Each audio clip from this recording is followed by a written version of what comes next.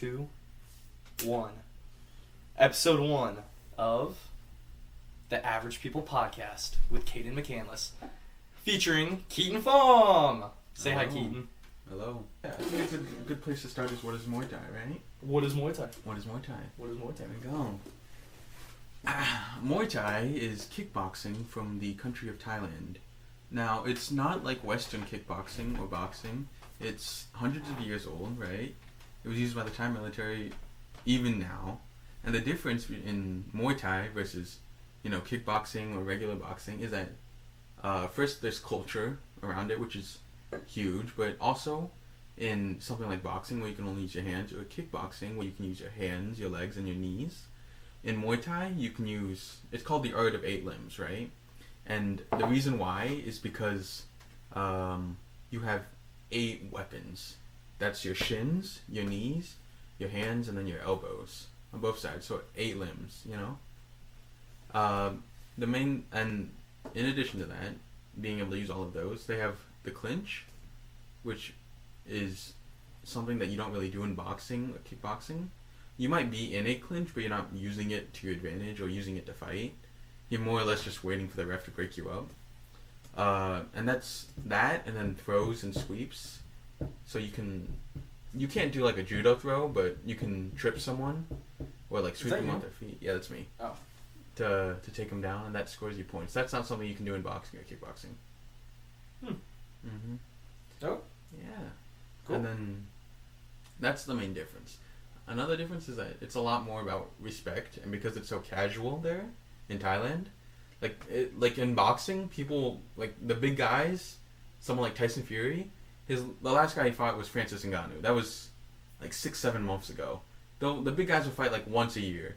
In Thailand, they'll fight every week. Sometimes they'll have fights in between promoting their big fights. So, fighting in Thailand is so casual that they have like rings at bars and stuff where people just like, oh yeah, I'll fight, and so it's a lot more casual, right? Which changes the culture around. That's why Thai boxers have so many more fights. Like I think Superlek, you don't know who that is. He's another Muay Thai fighter. Has like over 300 fights versus someone like Floyd Mayweather, who's got 50 exactly, and then Khabib's got 29 professional fights. And then that's the main that's the differences. Okay. Yeah. What type of when you do Muay Thai, are you able to see your well, of course you are, but what do you see in other fighters that you do? In other fighters that are there certain tactics that you use when you're in training for Muay Thai that they use? Absolutely. I think just like anything, we have people that we look up to and we try and mimic and copy them. For example, there's dozens, there's dozens of things that I see professionals do and other instructors do, who is someone I'm looking up to as in wanting to learn from them, that I do myself, Mm-hmm. For example, Sanchai, you don't know who he is. He's like a legend of Muay Thai. He has a thing called a cartwheel kick, where he basically kicks you like he's doing a cartwheel, right? And that's something that a lot of people try and mimic just because it's something cool. And then there's certain things I'm trying to think. It's hard to give specific examples, but doing a kick a certain way or a certain combination is something that a fighter who's training would mimic from someone they like. Yeah. They look up to. Mm-hmm. And then that's more also just how you build your arsenal. Which fighter do you like to emulate the most? Like to emulate the most? There's a difference between who I am and who I'm trying to be like. I would like to be like Sanchai, who the way he fights is a lot of tricks, basically. He'll fake you out and stuff, versus someone who's more of like a brawler, like Rodtang, who's got a lot of skill, but he gets in there and fucks people up. And that's someone, those are people I'd like to be like, but I don't know if I'm at that level. Yeah, I get what you're saying. I would say I'm trying to be like Sanchai or a guy named Superlek. You don't know who those are, so it's no, kind I of don't. hard. But yeah, is there anyone in the Muay Thai community that's kind of looked down upon for being too like brutal.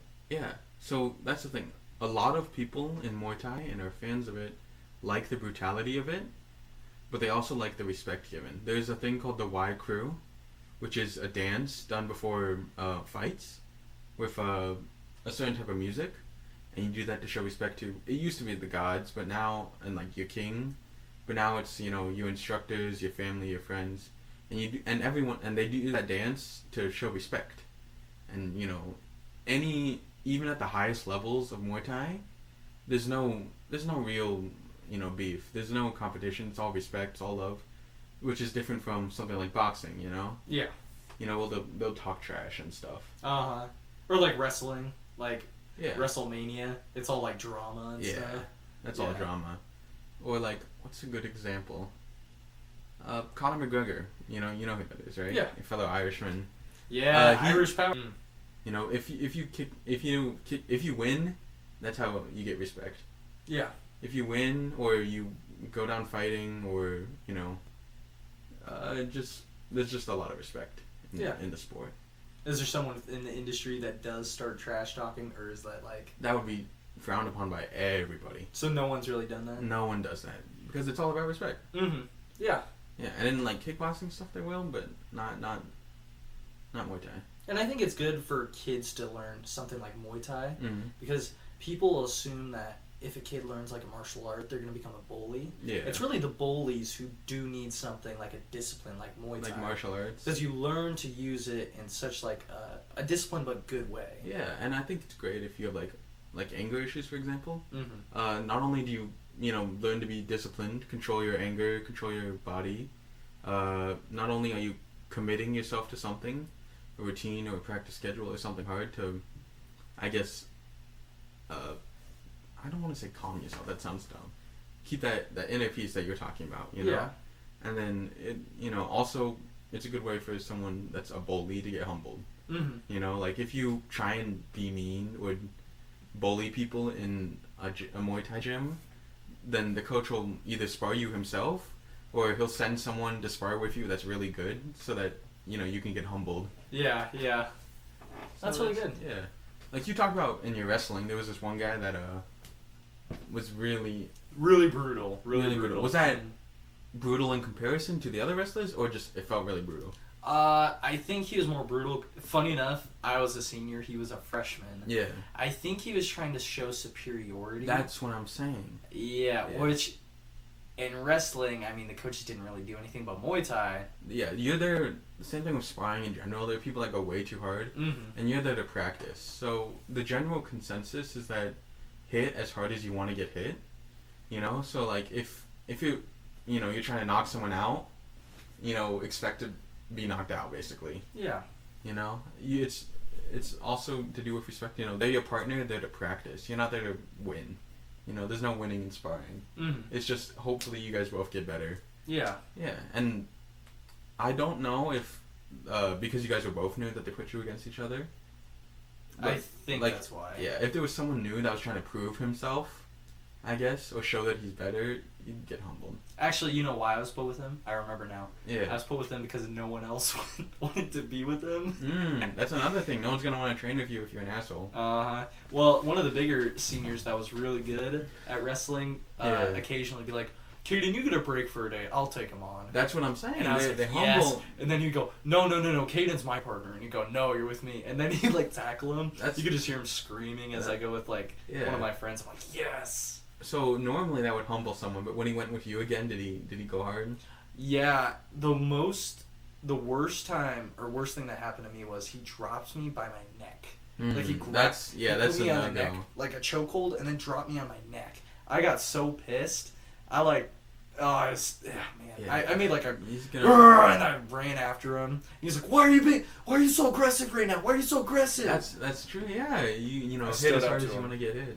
I still lost. He pinned me. Yeah, but even so, that's a common thing. You don't fucking spike someone in their neck unless you want them to be paralyzed. No, absolutely. Terrible. Even if you were trying to win. Yeah. Yeah. There are certain things in like Muay Thai and MMA sparring in general you don't do.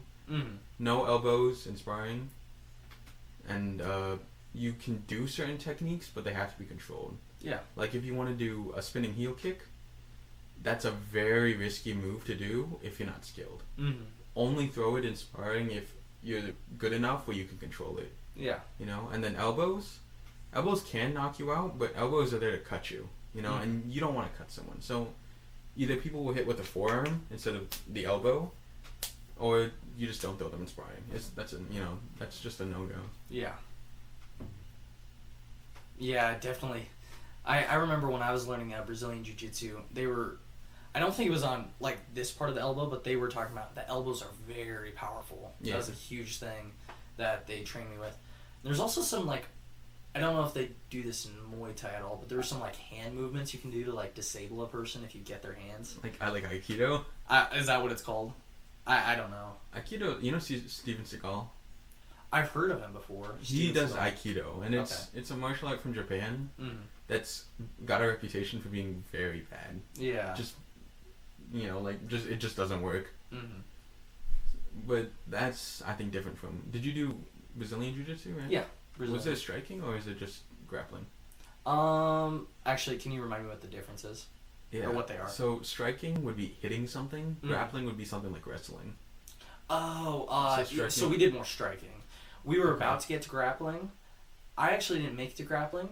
I stopped doing grappling, and then I did wrestling. So it was like a weird bridge thing. I don't think you did Brazilian. I think you did... It was Brazilian Jiu-Jitsu. How old were you? This was my junior year, and he won bronze. In high school, or? Yeah. Oh, and he won... So, I had a guy at Lifetime Fitness who trained me. You're an instructor? Yeah, he was my private instructor, but he won bronze at like a Brazilian Jiu-Jitsu world tournament. Yeah. Something like that. So, yeah, he definitely did Brazilian Jiu-Jitsu. But, yeah. So anyway, with you in Muay Thai... I actually forgot what I was going to ask. I don't know the tip of my tongue. Well, is there something else you want to go off on? I could just keep going. Keep going. Okay. Keep going. Why do I like it? Yeah, why do you like it? Yeah, I feel like that's something you should ask. What? Yeah, what do you like so much about it? Keaton Pham, why do you like Muay Thai? Yeah, what is it you like about it? What is it that you like about it? Obviously, it's good exercise. You know, you also learn a way to defend yourself, which is huge. And then third, it's just calming, you know? Like when you're training, you can forget, you know, all the issues with the world and, you know, in your life and whatever, and you're just there in that moment. On top of that, it teaches you, you know, discipline, respect, all that type of thing, type of stuff. And then the last thing is just because I love the sport so much, it's something I wanna do, you know? Yeah. Like I'm really considering just dropping college, going to Thailand. Going to Thailand and doing Muay Thai? I'm so dead ass right now, yeah. Would you want to learn the other martial arts too, like Brazilian Jiu-Jitsu? Yeah. I heard there's something like it completes, like they both do something. Like if you do them both together, it's like, you get what I'm saying? Like MMA or? No, I'm saying when you do Brazilian Jiu-Jitsu and Muay Thai, they're like two ends of... Like the same coin? Yeah, you need to learn them both. In MMA, right, there's two main, I guess, branches, right? There's grappling and then striking, which I explained earlier. Most of the time, an athlete will have one striking style and then one grappling style, right? Like people like Khabib Nurmagomedov. I don't know if you've heard of Khabib. I've heard you talk a lot of Russians. Yeah, they wrestle a lot, and then they're more boxing oriented. Versus someone like Anderson Silva, whose striking style is more like Muay Thai, and then he learns Brazilian Jiu-Jitsu. So when he's wrestling and stuff, he doesn't really use his wrestling as much as he does Brazilian Jiu-Jitsu. Yeah. You know, so it's kind of like being, I guess, a complete martial artist. You know? And also, if you want to learn to defend yourself, you know, whether or not the fight ends up on the ground, you know what to do. Yeah. Well, it's about being fully well-rounded, too. Yeah. Do you think... there's something with, like, the weight, right? So if someone's, like, at a heavier weight and someone's at a lighter weight... Weight do you classes? Think, yeah, within weight classes, do you think skill... Like, if someone with a lighter weight has a lot more skill than a heavyweight, are they going to be able to defeat that opponent? Yeah, skill... Of course, skill always trumps weight and size and muscles. You know, there's a lot of stuff on the internet about bodybuilders being able to fight and it's kind of a joke. Like, you know, I see red, and you know all, you know, what's his name? Bradley Martin, the guy that says I'm 240, and he keeps asking MMA fighters if they think he can beat him. Mm-hmm. They can all beat him. It's just, skill matters to a certain point, you know? Like, if, obviously, I can, no matter how skilled they are, I can be, like, a 3-year-old, right? But if it was, like, a 15-year-old, or, like, a 12-year-old, way more skilled than me, they could beat me. Yeah. It's just, you know, when you are of equal skill, size plays a bigger factor. Yeah, definitely. Yeah, that's definitely. Yeah, that's why they got weight classes. Mm-hmm. Would you, when you have kids, do you want them to learn Muay Thai, Taekwondo? Absolutely, Muay Thai. Muay Thai? Absolutely. Main one. I will, yeah. Just because I love it so much too, and it'd be good for them. We talked about that earlier. Yeah. I mean, it's, you know. Oh, it's definitely good for kids. Yeah, to learn that discipline. And people see it as violence, right? Some people see it as violence, which it is, but there's more to it than that, you know? It's like someone that plays video games, you know, saying it's kind of, I forgot where I was going with this, but you get what I'm saying, right? Like, oh yeah, no, someone older might be like, you're wasting your time playing video games when video games is something you really like doing, and you know. Yeah. Yeah, and there's some stuff to be learned from video games that, you know, people don't see because they want to see it as something else. Mm-hmm. I'm wording this really badly. Oh, you're good. But you're you good. You get what I'm saying. I'm taking in what you're saying, and I think other people will too. So, yeah. Do you think within the Muay Thai industry, or is it called an industry? Sport? Yes, sorry. The fight industry. within the sport, right? Yeah. Do you think is it one of those sports that keeps evolving, where like new aspects are being brought onto it? Yeah, absolutely. So what would that be? What do you think the future of Muay Thai is? Yeah, the future of Muay Thai it's growing because of the internet and the UFC and all of that. You know, fighting in general, I think, is growing. Mm-hmm. And Muay Thai specifically, it's not very big in the U.S.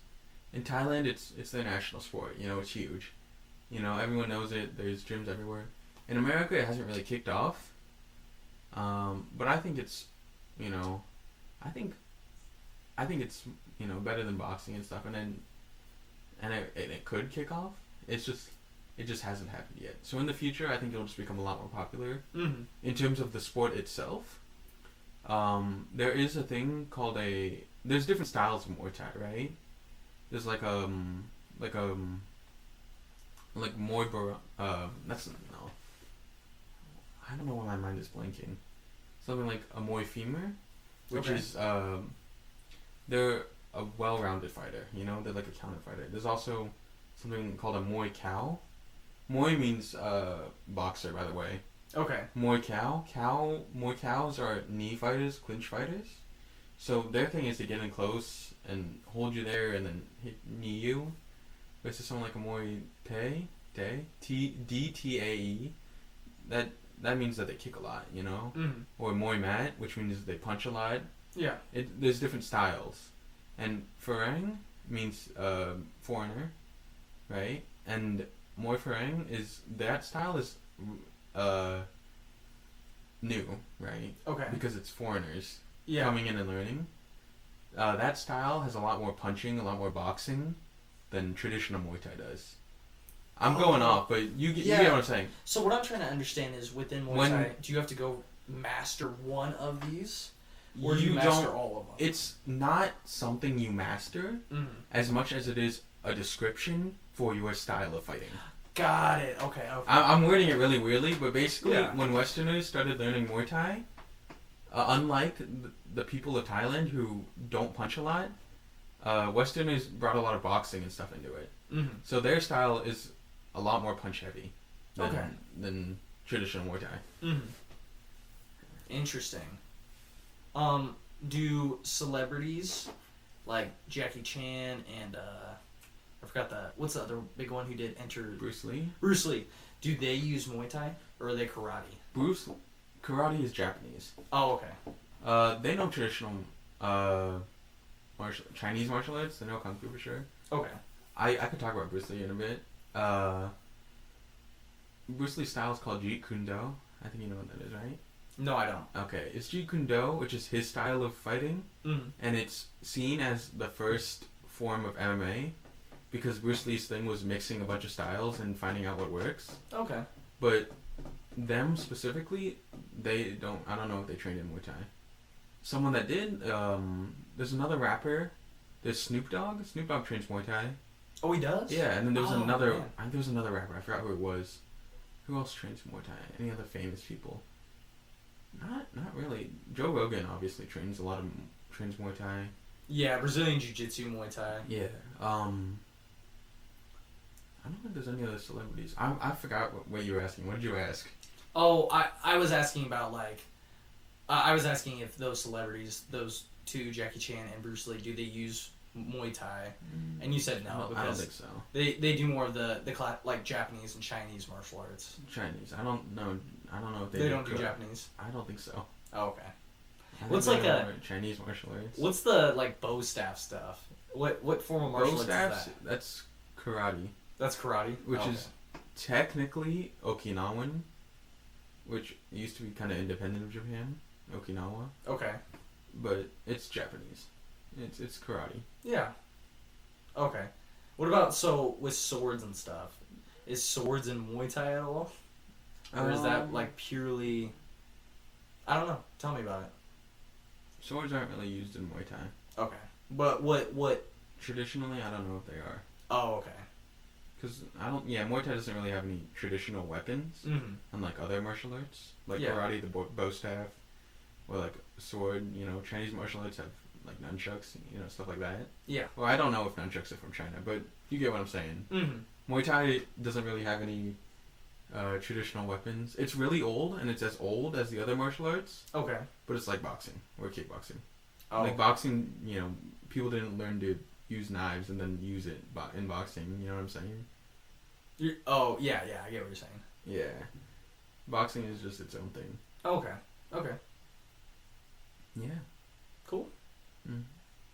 I'm wording it really weirdly, but no, you're understand very clear. You're very clear and precise on it. I understand what you're saying. Okay. You're very clear and precise. Yeah. Yeah, interesting.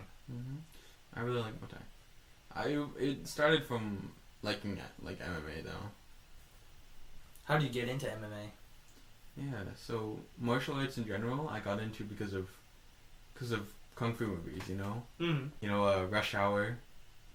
I haven't seen it, but I heard it's really good. I think you'd like Rush Hour a lot. It was a really good movie. I gotta watch all those like Bruce Lee movies. That's not Bruce Lee though. Oh, is that Jackie Chan? That's Jackie Chan. Okay. Rush Hour, Ip Man with Donnie Yen. The blind monk guy in Rogue One. Yep. That's Donnie Yen. Oh, okay. I saw Ip Man 4 in the theater. Ip Man 4? Yeah. Why? I don't know. My dad was really interested in it. Oh, okay, yeah. Did it have the same guy? Yeah. I know there's a few remakes of it. I'm pretty sure that was Donnie Yen. Yeah. I like the Ip Man movies a lot. I'm just going off, yeah. I liked those movies, and then eventually, it was like clips on YouTube and stuff of like MMA fighters, and then eventually I was like, okay, I'll just watch one of them, and I just started really liking watching them, especially as I knew the fighters in them, and I like them because I could watch hours of just fighting, but it's not really just about that. It's about caring about the characters in them. It's like a movie, for example. If a movie was just fighting, action scenes, you wouldn't really like it. Yeah. Because they didn't build up the character. And there's no stakes. So once I grew to like some fighters and stuff, then I really started to get into it, and then that transitioned into all of the other stuff. Yeah. Yeah. I was gonna ask, do you know much about like how marijuana is used within like Brazilian Jiu-Jitsu? Do you know much about that? Well, the stereotype is that if you do Brazilian Jiu-Jitsu, you smoke weed. Yeah, is that a true stereotype? I don't know. That's literally it. Yeah, I forgot. You're a Muay Thai guy. You're not Brazilian Jiu-Jitsu. I don't know. Is that what you heard? I've just heard that it's used in that. Just it keeps some sort of like calm it's just a stereotype. It's like it's the type of guy that does Brazilian Jiu-Jitsu also smokes weed. Yeah. Well, I've heard like Joe Rogan on his podcast talk about how they actually do use marijuana. He had this one guy, Brazilian Jiu-Jitsu fighter who said they always smoke weed. What was his name? His name was like Mikey Pizza. Mikey Musumeci. Okay, yeah. Yeah, He I talked really about like weed on Mikey the Musumeci. podcast.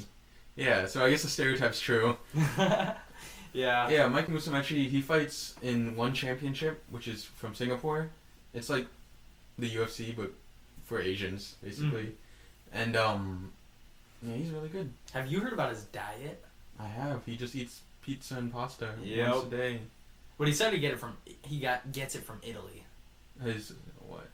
Like all of his marinara sauce, all of his ingredients he for the pizza. imports the good stuff, you know? Because there's a reason why Italians in America are a little bit bigger than Italians in like, you know what I'm saying? Yeah. Italian food here has a lot of carbs, and I think it's less in Italy. So I don't know about that. I wouldn't know. yeah, but that's interesting. I think the types of ingredients they use, because America is a melting pot. They melt and they mix a bunch of things, versus Italians just using traditional Italian ingredients. You know? Yeah, I see what you're saying. Yeah. Mhm. He's living the life. He's living the life. Mm-hmm. Kind of went brain dead for a second. Eating pizza. I've been brain dead. Eating pizza and pasta. Eating pizza and pasta. Yeah, doing what he likes. That's why I want to move to Thailand. I think it'd be cool. Yeah? Yeah. Eat some Thai food. Yeah. Eat Thai food every day. Don't beta fish Go to come the- from the Thailand? beaches. I don't know. Why would I know that? You know what? I did figure out. I know a lot of weird random facts. Mm. So. But, yeah. Okay. You kind of just want to end it there? I don't know. I kind of You have give more? sauce. You want to talk more? I could. What time is it? It's 11:37. 11:37. Mm-hmm. It's late. It's your decision. I literally have clips from the past few days of stuff too. So if you wanna talk about like Dungeons and Dragons, I'm all for it. Otherwise, if you're done, you can be done. Yeah. Well, it's easy to talk about Dungeons and Dragons when you're talking about specific things in it. You know what I'm saying? Like, I find that I get a lot more invested when I'm talking to someone that knows about things about it. You know? Like, it's pretty easy to explain the concept, but when you talk about it a lot, it's things that you don't understand. You know what I'm saying? Yeah, it's like there's a language to it. You kind of just know from experience. Yeah. Within it. Well, like, yeah, when I get most excited talking about it, I'm explaining to other people how I do things. You know, like, for example, I was giving my friend advice because, in the same way that you use music in like a movie or a TV show to build, suspense or show that things are all calm and stuff, you do in D&D. And the difference is that you have to make it for the players to experience all at the same time, you know? So, like, it's something simple like just having it on the side and having the music ready to go, you know, which you would tell a new game master, versus someone less experienced where they're like, okay, yeah, and then the monster attacks you, hold up, let me switch through a couple pages to find the right music. Yeah. You know, versus timing it where, you know, I don't know, as the dragon lands in front of you. I don't have music going for this. As the dragon lands in front of you, it opens its mouth and roars, and then you play the music. Yeah. It's just timing and stuff like that. No, you do that fantastically. Like, when I played your campaigns, it was really good. You didn't really play in them, though. You just showed up a few times. Yeah, I know, but I'm saying when I was there, like the sewer one. Yeah, thank you. Like, you played it exactly, like, perfectly. Yeah, well, I'm just saying that you haven't had the chance to really play, because, you know, we had sessions without you and stuff, and you missed a lot of it. Yeah, I'm just saying from what I did play, though. Like, you did it really well. Thank you. And you're a really good, you're a really good dungeon master. I do want you, thank you, I appreciate that. I do want you to play, though. Yeah. From day one, you know, not missing... See, it's just really hard for me to get into a game like that. Yeah. Do you think it's attention span, or do you think it's... Yeah, totally attention span. Yeah, it's the same thing with Ethan. Yeah. He has hard trouble paying attention. Dude, Ethan, I remember he was like a wizard in the game, and he'd just go, fireball. Yeah. Fireball. Yeah. That was fun. It's hard. You gotta be, I guess, invested. It's hard to, you know, to pay attention all the time. Well, I'm also a guy who always, like, stays busy constantly. So it's hard for me to make time for something I'm not really into. Yeah. Like, I like getting into it because you and Carson are really into it. Yeah. But I'll say it's a lot easier to get into it, though, if you start from the beginning. Because your character just came in, and you had no idea what was going on in the story and stuff. Yeah. I will say I did start... Oh, wait, no, that was the one with like, Miles at Sam's house. Yeah, like, if you never watched any more of a movie, but you watched Infinity War, you know, that same feeling of dread and all these characters dying doesn't exist. Yeah. Because it's just dumb action for you then. You know, which is the same thing with you coming later for that D&D 'd campaign. Because you don't know what's going on. You have no idea what's happening. I will say for Hanius Plague's character, I was there. That was the most I was there for. Yeah. I was there for about 4 or 5 sessions. Yeah. Well, I don't know if you lived that long. No, I was there for 4 or 5 sessions. Yeah. I don't know. I started coming on the daily or on the weekly at that point. Yeah. Maybe during summer. Yeah. Yeah, maybe during summer. Yeah.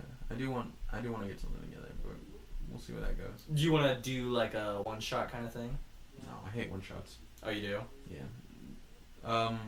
So because the D&D campaign takes course over, you know, a few weeks or whatever, a one-shot is if you don't have a lot of time to play, and you're just there for that night. I hate it. Yeah. You know, it's like trying to fit an entire movie into, you know, 10 minutes. You know, Yeah. you don't get the same experience because you don't care about the character, you don't care what's happening. You know, you're just there to have you know, just fuck around basically. Yeah. So I don't like one shots. I see what you're saying. Well, and also usually when we do a D&D thing, usually a lot of the times we can't even get through the whole thing that you planned on getting through. Yeah. Well, that's another part of it, is that you plan for what you think they'll get through, and then you adapt based on what's a good stopping point, you know? Yeah. Like, I don't know if you know about in Lord of the Rings, how they had Saruman survive till the end of the Two Towers. Hold on, who was Saruman again? Other Gandalf. Oh, okay. You remember the... I actually haven't watched Lord of the Rings. I know. What the fuck? I know, I For a haven't seen guy Lord that of the likes Rings. movies so much? Dude, I know. Man. I need to go through those. No, what the hell? I know a lot of people love them. Those are considered, like, the perfect movies. Yeah, you should watch them. I watched some of them when I was a kid. I just never got interested. No, we're going to find a time to sit down and watch them. Aren't they like 3 hours long? Each one's 3 hours long. There's 3 movies. Oh, man. No, I think the full runtime is 12 hours. If you were to watch them all. Did you watch the new Lord of the Rings? Rings of Power? Yeah, did you watch that? No. Ignored it completely. Don't care about it. Yeah. People said it was pretty shitty. Yeah. Well, I don't even like Lord of the Rings that much. They're just good movies. Yeah. Did you watch them when you were a kid? No. No? No, I watched them later on. I watched clips of, like, Star Wars and a lot of the Harry Potter movies I watched. So that's when I grew up watching. Oh, you said you watched clips? Oh, I'd see bits and pieces, what I mean. I don't mean clips, but yeah. Did you when I did watch movies, that's generally what I watched. Yeah. What did you like? Didn't you say like the prequels better? I love the prequels. Yeah. Yeah, because the Clone Wars, and I grew up with Clone Wars. I actually grew up with that, watching that all the time. Yep. So that's Clone Wars was peak animation. Mm-hmm. Were you a Cartoon Network guy or a Nickelodeon guy? Nickelodeon. I feel like I would have chosen Cartoon Network if I went back. Yeah. They had some weird like adult shows, like regular show. It was all really good. It feels like that should have been like an Adult Swim show. Yeah. It was good. Yeah. But anyway, back to being a dungeon master, right? Yeah. Is there any other like parts you want to share about That's a lot. it? There's a lot to go over with that. Yeah, of course. I don't think there's anything super important. The game's been around a lot, so people know what it is. Yeah, if people... You're not worshipping Satan. You should try the game. It'd be fun. Yeah, it was a satanic thing. Yeah, that was a whole thing in like the 90s. Mm-hmm. They did the same thing with Harry Potter too. Did they? I didn't know that. Yeah, they thought Harry Potter was teaching kids to use magic. Okay, well that one is. Yeah. But if someone wanted to start a D&D campaign, Yeah. what would be like your top like 5 tips? 5 tips? Yeah. For like a new game master? Yeah.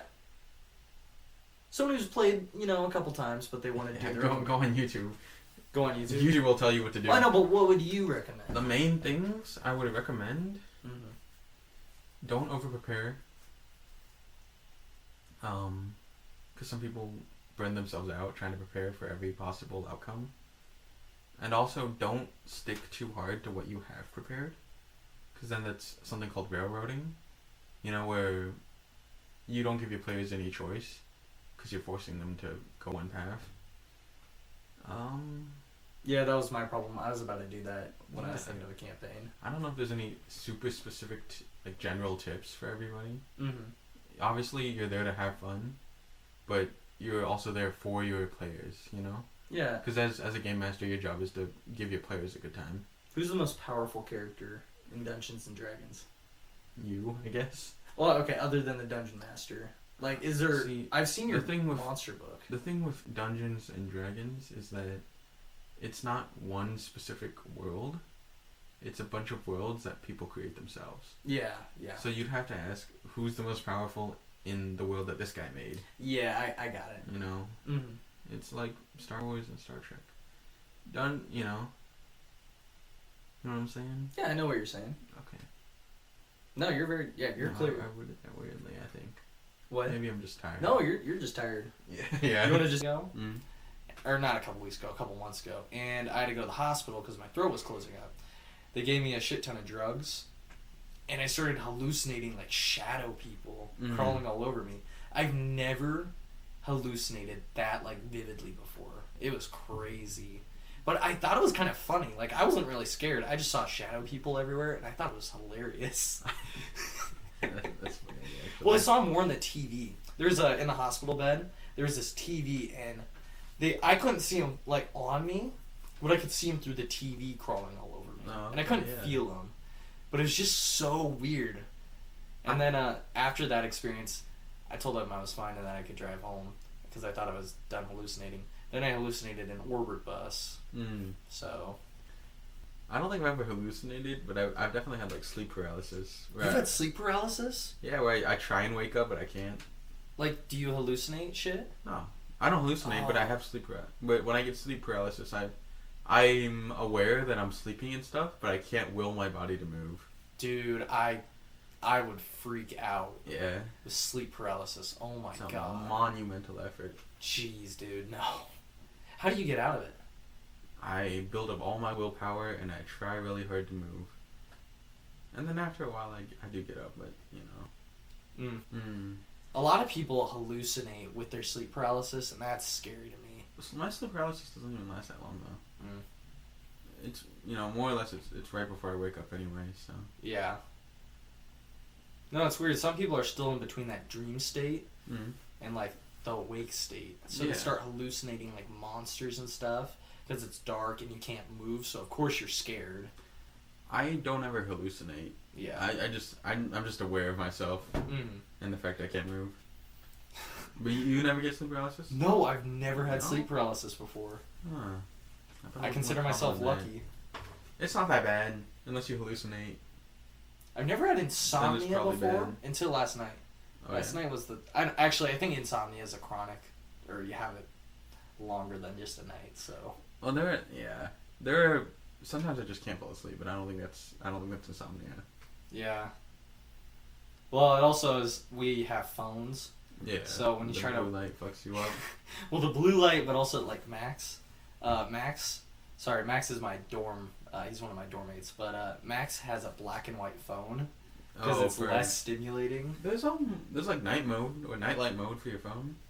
Yeah, well, I mean, it just doesn't change the colors on like YouTube videos and stuff. Yeah. I'm not gonna use black and white mode. That's... No, fuck that. I enjoy my phone. I'd rather be sleep deprived. No. Not that I would know about that. How did you go through high school being so sleep deprived? That's a great question.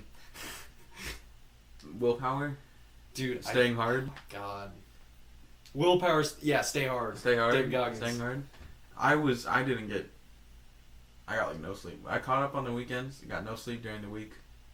What were you doing all night? Don't worry about it. No, what were you doing all night? Don't worry about it. I can't answer that on a podcast. Really? Too cryptic? I thought you were just playing video games. No. I can't talk about it. We'll change the subject. Okay. You want me to cut that part out? No, you're good. You can keep it in. Now I'm really interested, but yeah. Okay, we'll continue on. Okay. That's really funny. What are the questions you got? Would you ever do DMT? No. No. Nothing hard. I might when I'm like older. I'm considering it. Okay. Yeah, I wouldn't do anything hard. Yeah, I'm not gonna do any like cocaine or like LSD, but I might do DMT at some point. Why?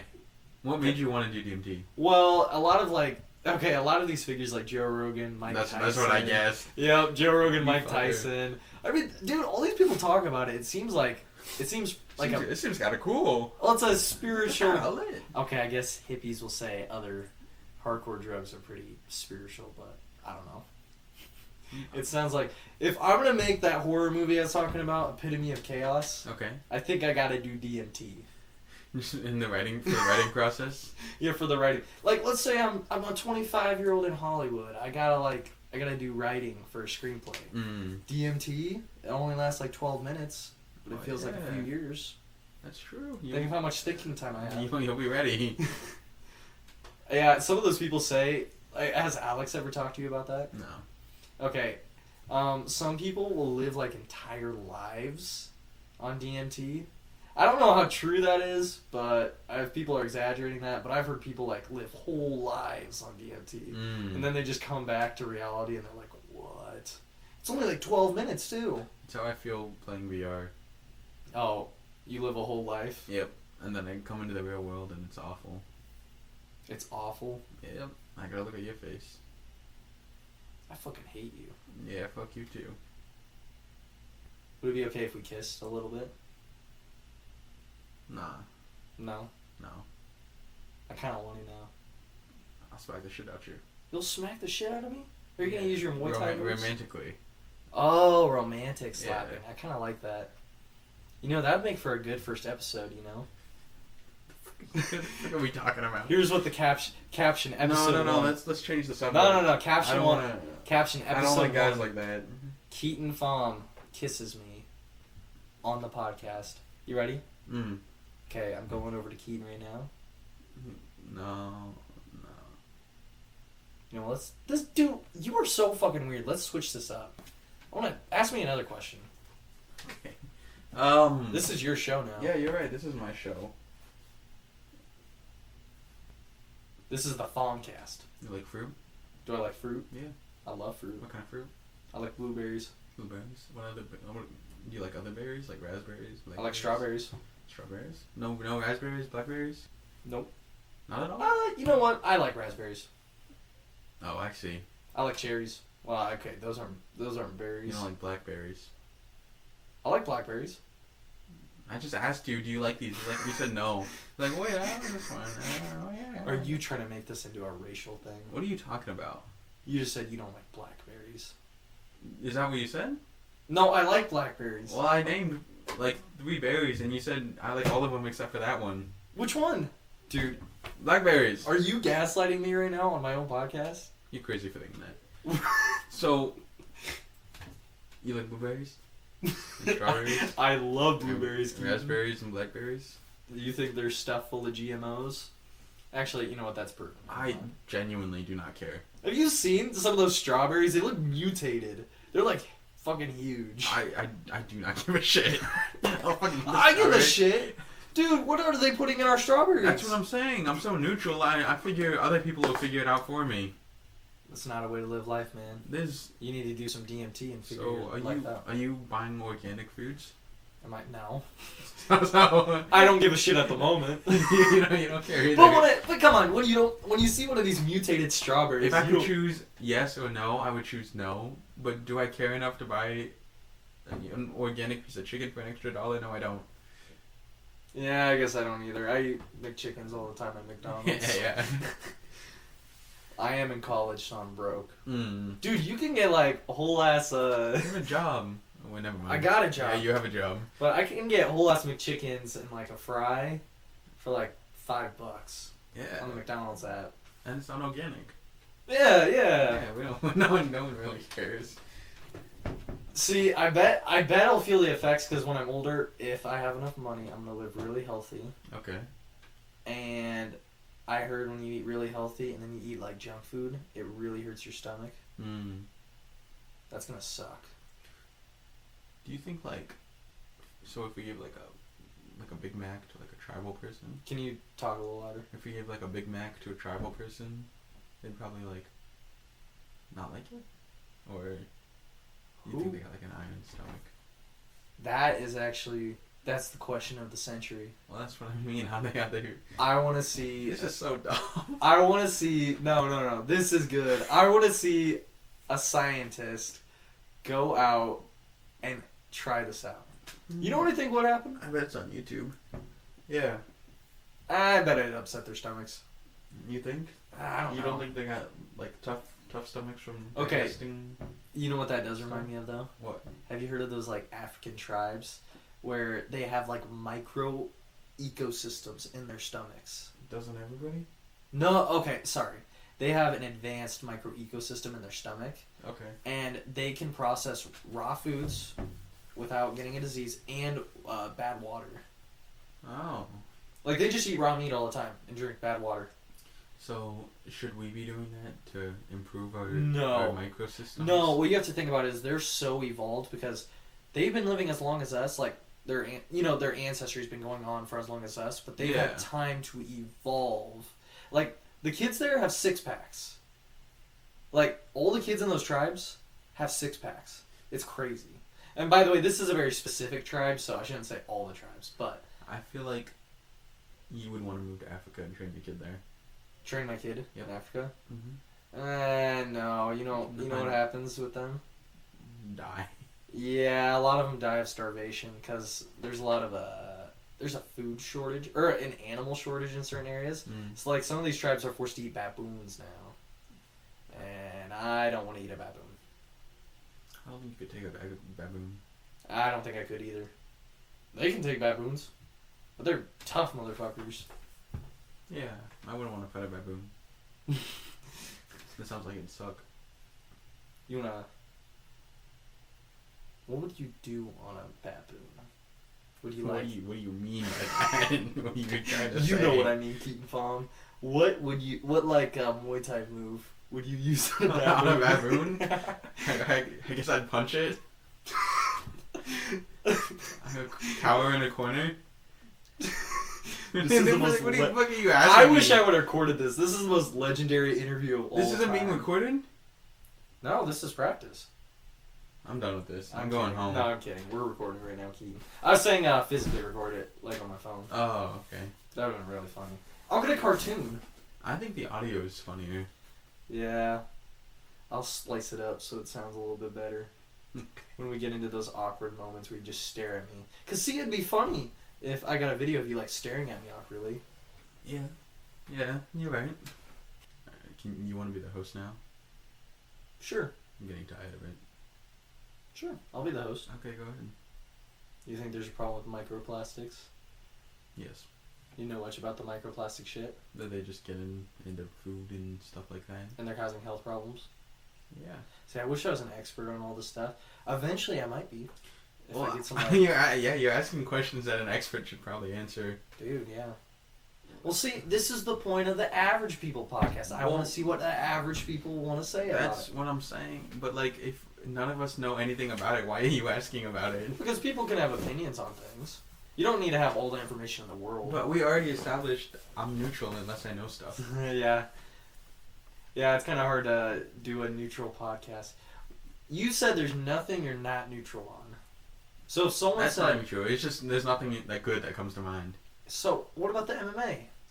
What about the MMA? You love MMA. I stuff. love MMA. I like combat So sports. if I said MMA fucking sucks, what would you say back? Why do you not like it? I like MMA. That's the problem. Now we're But trying to have a conversation. And you're fucking it up, I'm Kaden. gonna play devil's advocate with you. Okay. MMA sucks because all you're doing is giving people brain damage, and you like watching people, be violent towards each other. That's exactly why we like it. It's beautiful violence, and we all acknowledge that there's brain damage. It's funny because in football, they're like, oh, this fucking CTE, this major issue. In most combat sports, it's like a commonly known and accepted thing, and that you have a very limited lifespan because of it. Yeah. Yeah, like boxers get fucked up because they take all those hits to the head. Yeah, I've seen Mike Tyson, like the way he talks. Yeah, well, it was really relevant with Ali and his Parkinson's. Because his Parkinson's got way worse because he got hit in the head a lot. Yeah. Yeah. Brain damage isn't good for you. Yeah, I think we talked about that the other day. I was talking about the TED Talk. You remember that? No. The TED Talk with like they did brain scans on people with like anxiety, depression, and then like people with psychopathy, right? Okay, or psychopaths. They found that there's actual like brain function that's not going on, brain damage within them, and that's what's causing some of these things. Like this guy who was talking on the TED Talk, he discussed how his nephew was he had no empathy. And they did some brain scans on him, and they found out he had a cyst in his brain. Oh. Like, that shit's crazy. Yeah, it sucks. But I think, like, I'm also wondering, because you know how Big Pharma, they kind of just give out a lot of drugs, because they make money on it. Big Pharma, or? Yeah, Big Pharma. Like, there's theories out there that there's probably a cure to cancer, they just won't, distribute it, because there's so much money being made off of chemo. I was gonna say, wouldn't you think that they'd get money from the cure, but... Yeah, I think the probability is they get more money from chemo than, like, a drug that just kind of kills it. That's fucked. I mean, that's more speculation, though. We have no clue. If it is true, I'd like to think that it's more of the system being in place rather than the individuals. Yeah. Because I'm sure, like, an individual isn't like, I want to prevent people from having cancer for profits, but there's this system in place that forces me to do it because that's what the higher ups say. Yeah. Yeah, and there's definitely a lot of, like, special interests within our government that, like, the biggest problem I view in the government right now is lobbying. Yeah. Like, all this money getting lobbied everywhere. Because what happens... Here's something to know about tax code, which... So my aunt does, like, taxes for... This is her qualification. She does taxes for Kineski Oil, right? And why? Okay, never mind. What's up? Well, I'm saying you probably shouldn't be talking about shit like that on... Why? On this. Why? You named a company. You named a person. Yeah? You're gonna get your aunt fired. I'm gonna get my aunt fired? Yeah.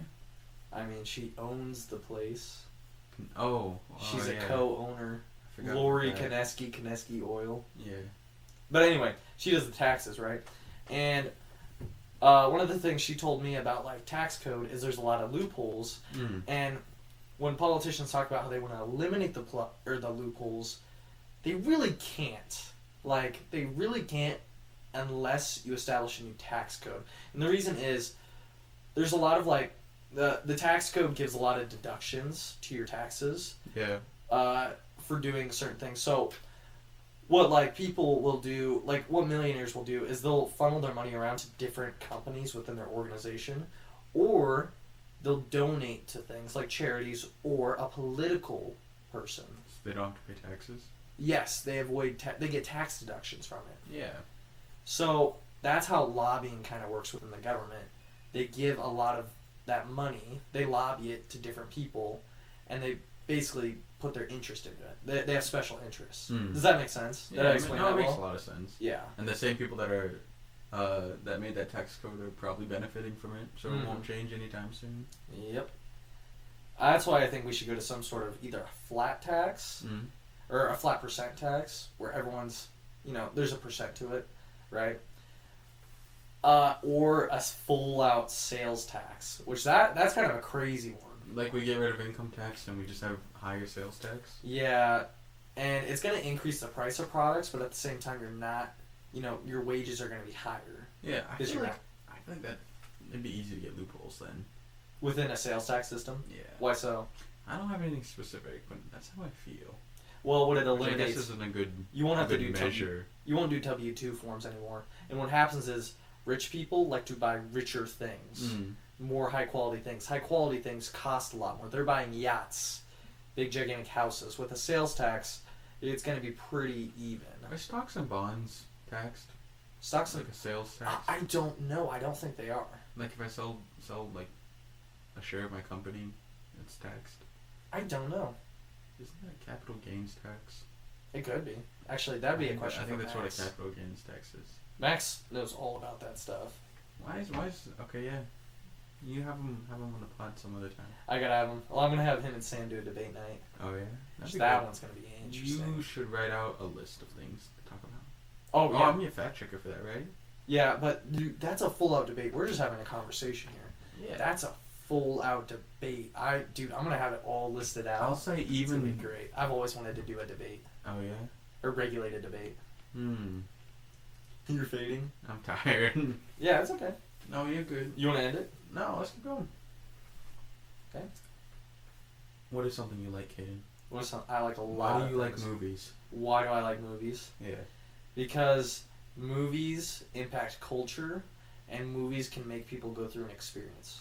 So, what types of things can movies make people feel?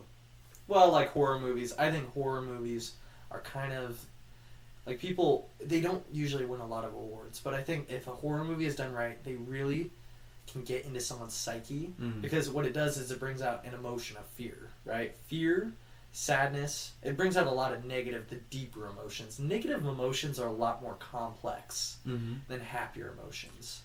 So, fear, but a lot of the things within horror is it's fear of the unknown. So when you don't know what's going on, or if you don't know what's going on, then you have no place to put yourself within the story's reality. But if you don't know what the monster is, but you know its effect on the characters, it can be very terrifying. If that makes sense. Yeah. So is that what you would say makes movies art? Yeah. And I say that they kind of elicit emotions. Well, it's art in the way where different people can interpret it in different ways, but really, movies itself just are there to put you through an experience, and that's why movies like Madam Web, it doesn't really put you through an experience unless you're just viewing it ironically. Yeah. It's just more of a cash grab. Cash grab movies aren't really movies, in my opinion. They're not there to put you through an experience. Interstellar. It's gotta have something to provide. Interstellar is a movie. That puts you through a whole journey. You feel for the characters. There's a whole experience behind it. So, absolutely. Yeah. What would you say is your favorite movie? My favorite movie, Interstellar. Interstellar? Yeah, I love Interstellar. Okay, yeah. You only watched that 3 times, right? I've seen it 3 times. I don't like to overwatch my favorite movies. Get Out, I watched it 2 years ago, and I watched it recently. I love that movie so much, I don't want to overwatch them. Do you think you'll get bored of it, or do you think you'll just find issues with it? I like getting surprised. When I watch a movie, the thing is, I have You've already seen the movie. Yeah, but the thing is, I have so it's hard for me to focus on things already, but when I can really put my mind into it, I can. Yeah. So something like a movie, I completely just lock in on the movie and kind of go along. I know what's going to happen, but you forget things that are going to happen as you're experiencing the movie. Okay, so you're just waiting to forget again? Yeah, that's on Get Out, there was a lot of things I forgot that happened that I was like, oh, that's really cool. Yeah. I don't know. I'd say for my favorite things, I just appreciate the moments that I enjoyed the first time over and over again. Yeah. When you say that, you said, how does that work? You want to experience it the first time over and over again? Well, no, I'm saying that when I watch a movie, if I really like a movie, I'll watch it over and over again. Okay. Mainly just, I just like whatever about it. Yeah. Well, it gives you a certain feeling. Yeah. They're their own little journeys. Yeah, but I really do like something. Later on, it's appreciation of what it made me feel the first time I watched it. Yeah. You know? Yeah, yeah. I get what you're saying.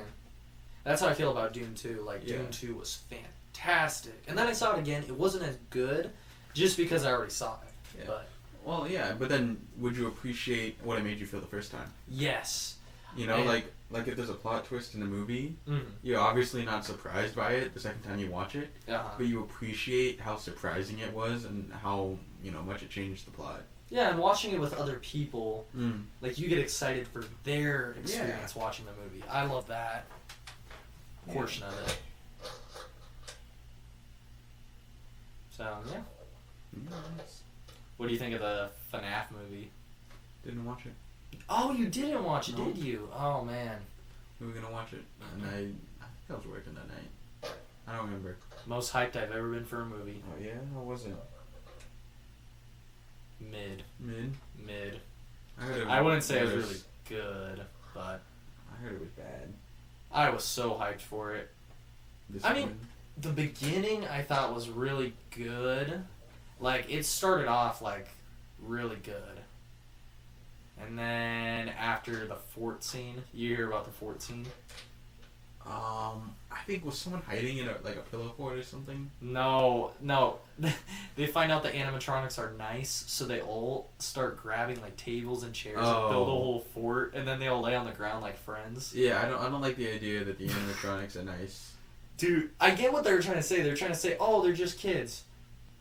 Yeah, but then it's not really scary anymore. Yeah, they're kids that have been corrupted and misformed into these abominations that now kill people. Yeah, there's just like the movie just lost. I don't know. Yeah, that seemed. I wouldn't be scared of the movie then either. Oh, it wasn't scary at all. No. They didn't even have jump scares. Oh. They had like 2 Balloon Boy jump scares. Yeah, that sounds awful. Yeah. I think they should have just tried their best to make it feel like maybe like a couple characters, and maybe Five Nights is abandoned or something, and they're stuck in there for a while, and then they have to they're running around, running away from the animatronics, and then they make it to the security room, and that's where the doors and stuff comes in. Yeah, they didn't even have the doors in the movie. Yeah, and then maybe they survive the end of the night and they get out of there. Just barely. Or maybe they don't. Maybe they die right before. I already made a screenplay for it. Oh, yeah? Not fully done, When but are we going to see that? it's too good. I can't release it. It's never happening. But It's never happening. It's really good. You gotta turn that screenplay into a film. Dude, Turn it to action. it will be my passion project. Oh, yeah? I am going to release the Keaton Pham Five Nights at Freddy's, the movie. I actually have the actors all picked out. I had Dennis Quaid. Do you know who that is? I might recognize his face. Dennis Quaid, and then I had Jesse from Breaking Bad. Yeah. Mr. White. Mr. White. You know that guy. Have you seen Breaking Bad? I know that guy. No, I know. Have you seen Breaking Bad? No. It's a really good show. I've heard. It's really good. I don't have the commitment necessary to watch 6-7 seasons of a show. Don't you watch anime? Yeah. Anime's different, though. What makes anime different? Nothing. It's just I haven't sat down and done it. Like, watched a live action show? No. I've watched TV shows before. It's just I just haven't watched Breaking Bad. Oh, okay. I thought when you were saying you didn't have the commitment for it, like, you only kind of like watching animes. You get what I'm saying? No. Oh, okay. Not at all. Oh, okay. What the fuck are you saying? Bro, shut the fuck up, Keaton. Or I'll beat your ass. Ow! Fuck you! No, stop taking your... Keaton Pham is taking his shirt off in the studio right now. No, he's not, but it'd be funny. This is actually a part we should edit out. What? This is actually a part we should edit out. Cut out? Yeah. Why? You don't want people thinking you're taking your shirt off? I thought the wallet thing was kind of funny. It's funny for us because we see it because we can see things. For the audio listeners, no. Thank you for having me on. You have anything else you want to say about me? Any fair criticisms? Thanks for inviting me. Yeah. Nothing on the podcast. You want to just tell me after? Yeah, sure. I'll tell you what I think, not criticism necessarily. Thank you, Keaton Pham, for joining me on the Average People podcast. See ya. Bye.